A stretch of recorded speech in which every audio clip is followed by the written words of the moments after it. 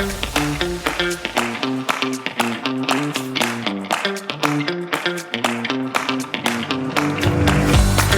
back to another episode of Uncorked, the Welsh Wine Podcast.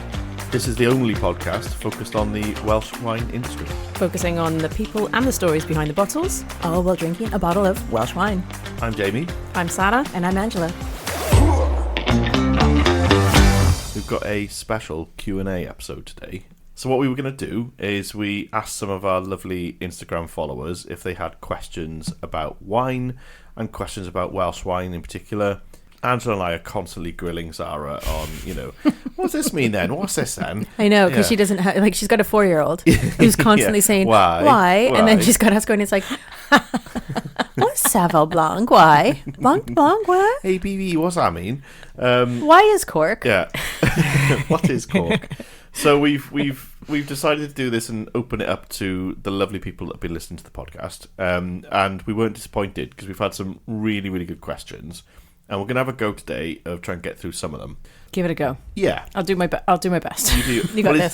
This is not an interrogation of Sarah. Okay. But it feels like Why is there a lamp in my face then, Jamie?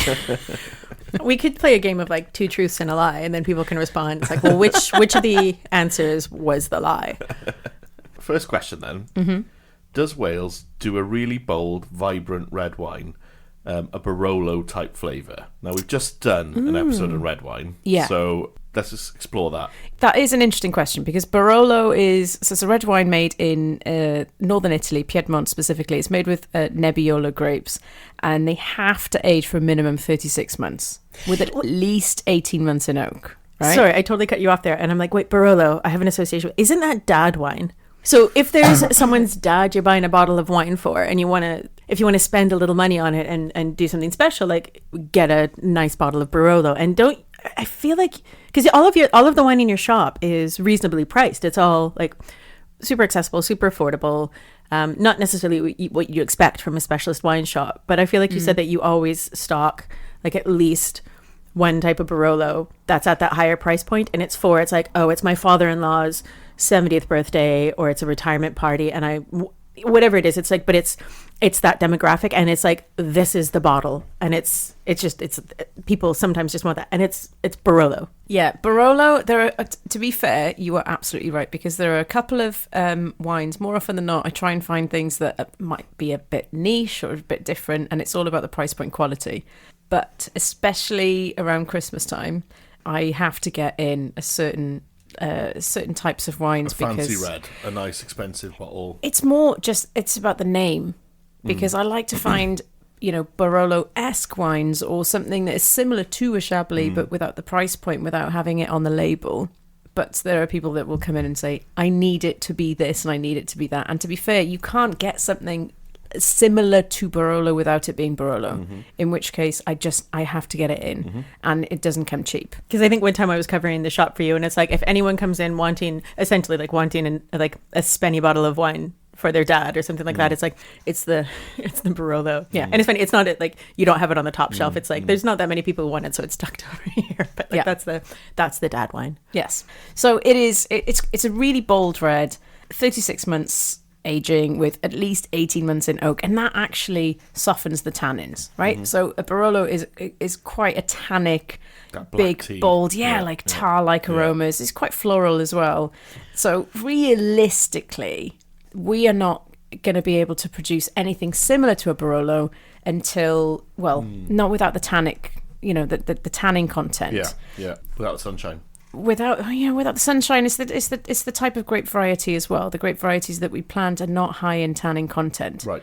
So it's not going to be similar in that sense. But the question was bold, vibrant reds, right?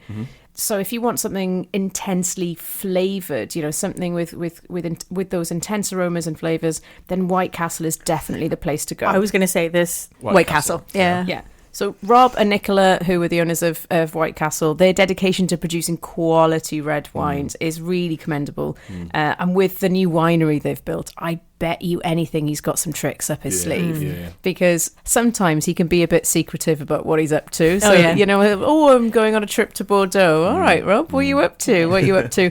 But his reds are the most intensely flavoured wines that I've tasted so far. So he's got an incredible Regent, and he's got a Harry. The name of the bottle is Harry, but it's made with a Rondo. And they are very, very... They've both won awards in the Welsh Wine Awards. We had the pleasure at Welsh Wine Week, didn't we? And we met Rob and we tried his... of course. Yeah. And he also has a fortified wine, so the closest thing to a port that you can get in Wales as well. And it's really good. I thought you would say that. I thought you would suggest his reds, because they are really tasty. I really enjoyed them. So I guess the answer to the question then is we'd probably recommend White Castle's collection of reds, really, because that's what Rob does. Yeah, absolutely. Fantastic.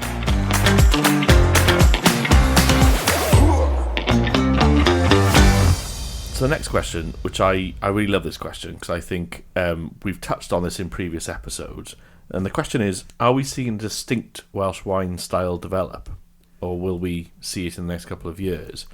So is Wales developing its own kind of style of wine, which is really interesting, because Sarah, you've told us a number of times that people are experimenting, aren't they? They're trying out different things, they're doing different things, but are you seeing something develop, a kind of consistent thing happening across the board?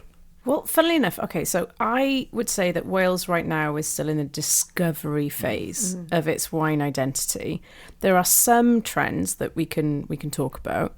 I will mention as well that most of the wine regions that we know and love that have a distinct wine style have had decades, if not centuries, to really hone in on what grape variety works best, what style of wine, and how to make it properly, right? We are very, very fresh and new. Yeah. So I don't think we're going to necessarily stumble into something very, very quickly because things are changing. But there are a few trends, like I mentioned. So sparkling wine focus.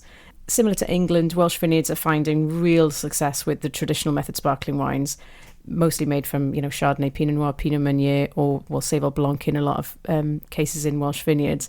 And I almost think that it's almost like a goal or a target. Obviously, we have the climate for it. We've talked about this in the sparkling wines episode. If you haven't listened to it, go back now. Just keep going back. England has had such success with its sparkling wine that achieving something similar would really put Welsh wines on the map. So I feel like it is almost this goal, What, to have a consistent style, or to produce a similar style of it's traditional method sparkling using the champagne varietals. Yeah. If you can make something like that, because in Wales, the sparkling wines that we've produced so far, a lot of them are using similar champagne varietals, and a lot of them are just using, the hybrid varietals that we've already talked about in another episode. And if you haven't listened to that episode, just start again. Just go back to the beginning. Start with the history and work up. To be fair, I don't know if anyone would start with a Q&A, so they probably have. I think they call this preaching to the choir. Yes, that's true. Yeah. There we go. Yeah. Thank you for listening to us. Thank you. So all of the sparkling wines that we're producing in Wales are very distinct. They're from different regions, slightly different microclimates, mesoclimates, using different grape varieties, and they're going to taste differently. But then in England, you've got these, it's very much a champagne method, traditional method, and it's standing up to champagne actual wines, and they're winning awards. And so if we can produce something similar, I feel like it's kind of like the little sibling trying to prove itself to the older sibling to an extent. Younger siblings, in my experience, nail it. So that's not fair. You're an older sibling. But again, because of the climate, we do, 70% of the wines we produce in Britain in general are sparkling wines because of the climate. The crisp whites, that is definitely a style I'm seeing. Yeah. So Solaris it does so well. Yeah. And the terms that keep being thrown around, especially in the Welsh Wine Awards last year, for example, it's more about, it's kind of like, it's crisp, citrusy, elderflowery, slightly gooseberry. There is a style there. Well, we referred to Solaris as the Welsh Sauvignon Blanc, didn't we, when we tried it? Oh, that's right, we did. Yeah. And that's very popular. Yeah. But I will say that, without having more vineyards in specific regions growing similar grapes and making the similar styles of wine, it's going to be really difficult to just have one style. And on top of that, we're all mavericks. You know, the Welsh want to do whatever they want to do, and they're just trying things out. And I think that's excellent. I think that's a really good thing for our industry. But it does mean that there's not one specific style. One of the things I would say is that we've noticed with the podcast is that they're working together, though, aren't they? You know, we've got the Welsh Wine Association sharing best practice. We noticed when we went down to St Hilary's that there is a cluster of Vale of Glamorgan vineyards that, you know, it's almost like a Vale community. Côte de Vale, was it we called it? Or Côte de Vale. Côte de Glamorgan. Côte de Glamorgan. Côte de Glam. Yeah. That's Côte de Glam. Can we make t-shirts? You know, there's a cluster there. You know, they're working together and they're sharing best practice. So maybe, you know, that over the years to come will form a sort of particular style, but, you know, we'll see what happens. But it's a really good question, that, isn't it? Yeah, it'll take time. It'll take time, but a style may form.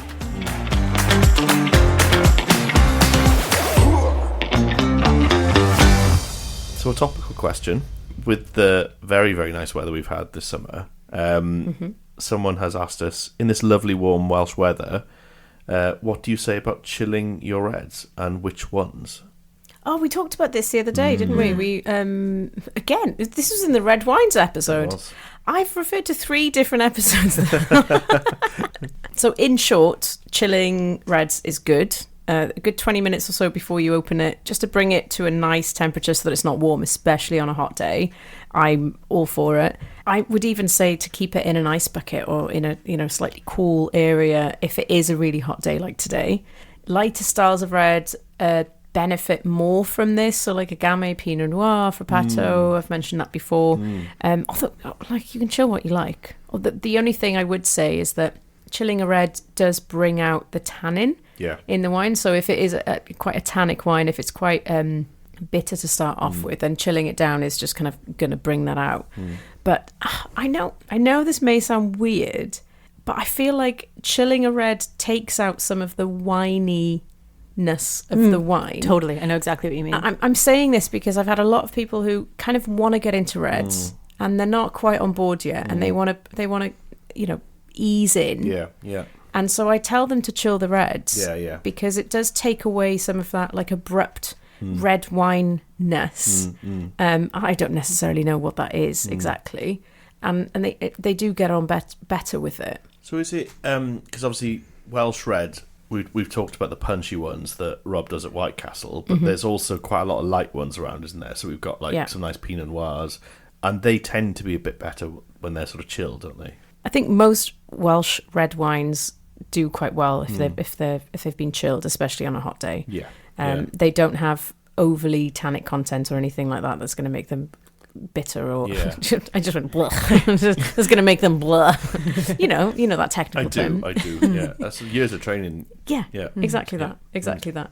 So we'll try and get through as many as we can. What's the best minerally white to order in Wales is a question we've had.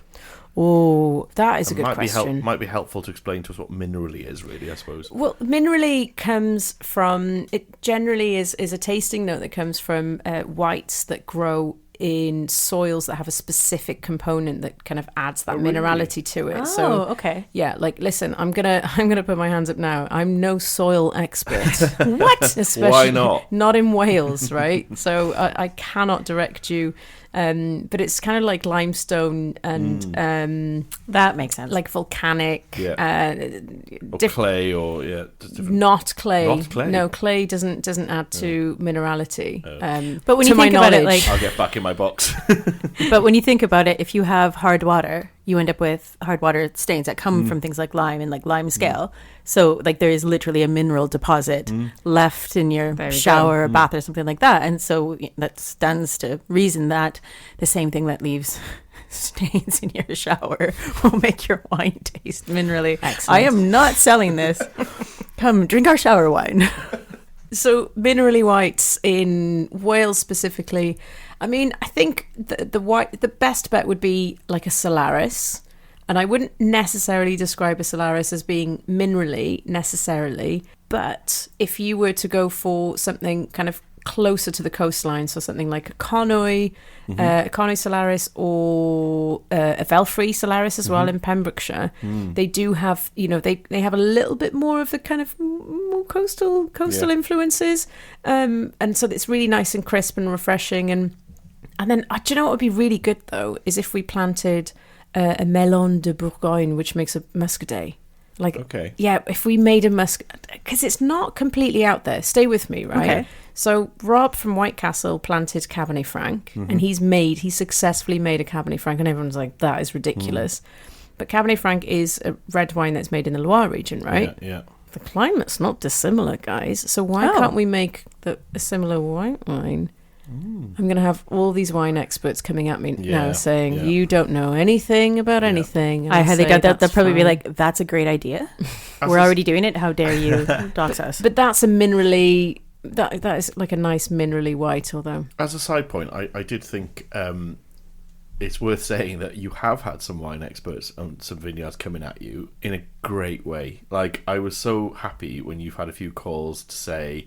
So you've made the point on the podcast and then giving you more information or adding to it or whatever. And I was so happy to hear that because people are listening and they're feeding in and, and that's vineyard owners. So I'm really happy, it's good to hear that. Yeah, absolutely. So the closest thing I would say to a minerally white in Wales would be a Solaris from more coastal kind of region. So I'm thinking Conwy, a Conwy Solaris or a Velfrey Solaris from Pembrokeshire. They're incredible as well. So It's definitely worth a taste. So the last question is basically, can you talk more about the Marquis of Bute and his contribution to Welsh wine? And that's definitely one for you, Angela. Oh, yeah. That's a good question. And the short answer is yes. The long answer is I think that's going to be a whole other episode because it turns out there's a lot more to say. So, of course, we talked about the Marquis of Bute in our first episode, and he's sort of the origin story of the podcast in a way because you don't expect there to have been experiments with, is it viticulture? Yes. Yeah, experiments with viticulture. At the end of the 19th, sort of turn of the 20th century. But there was, and it was the Marquis of Bute. And so finding that out, I think that was part of your idea to get this going because it's a really good starting place for this story. Yeah. And at the time, it turns out there was a lot of surprise around this too. So there was a bunch written at the time, a lot of commentary around it, a lot of discussion around sort of feedback on the different vintages and harvests, and just stuff written about the two sites of the vineyards that the Marquis had at Castle Coch and at Swanbridge in the Vale. So I think there's actually enough there that we might be able to go back, revisit it, and do an entire episode about that. So yeah, again, the short answer is but not now. Soon. Yeah. Soon. No, watch this space. And you're right. It was one of those stories when we were kind of doing a little bit of research at the beginning, and it was that kind of light bulb moment. You thought, oh my God, this is a cool story. And there is more to Welsh wine than just people now experimenting. There's an industry. There's a great, rich history. And there's stuff in the archives that I want to take Sarah to see. I mean, you could come along as well, but there's a box of stuff at Glamorgan Archives. And will you take Bryn as well? Or? Probably not. No. Probably not, unless he's a service dog. The dog we've referenced before. Yeah, and big fan of the podcast. Big fan of the podcast, but unless he's a service dog, and I love Bryn, he'd be a terrible service dog. He's not a service dog. He's not a No, the only service he did was he walked me around while you interviewed Liz. Anyway, but there's a bunch of research that I think we can do and have fun with, but we have to go to the archives for that, and then that's very exciting. Yeah, so I think that's the future episode. Great. So we've really enjoyed the Q&A episode, and it's really humbling to hear people listening to the podcast and then asking questions, and as opposed and the question isn't just like, what are you doing? Yeah, we've come a long way. Have you heard yourself? That's a rhetorical question. Brilliant. Okay, so thank you very much for joining us for this one.